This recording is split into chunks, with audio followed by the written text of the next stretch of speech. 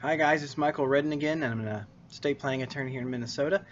And today I'm going to talk to you about privacy. One of the major concerns that a lot of my clients have is privacy. They don't want the public to know what their wishes were or how they disperse their assets out. And that's something you really need to consider because a will has to be probated. And probate isn't private. Probate is a public process where the judge is going to put the will into a public court file. Anyone can come in and read it. Anyone can do those kinds of things. And so everyone's going to see all of your business.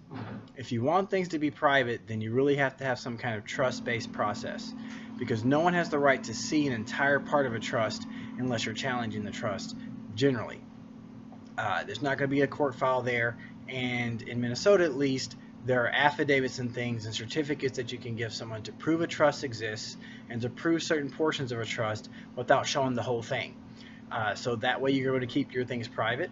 And if there is anything like living probate where you have to be declared incompetent and there's going to be a guardian and conservator, then your court file won't contain much but maybe your Social Security payments, your pension payments, that kind of income. But your actual assets and what you spend those on, those won't be included in the conservator file because they're in the trust. The trust owns them, not the conservatorship estate.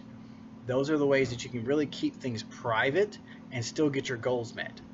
The other thing you need to know is that with these trustees, you really should choose a trustee who is going to be competent because these trustees, when they make these mistakes, that's when the trust gets challenged. And when the trust gets challenged in court, that's where things get out there and become a little bit messy and where the public can find things out because there's going to be a court file for that challenge.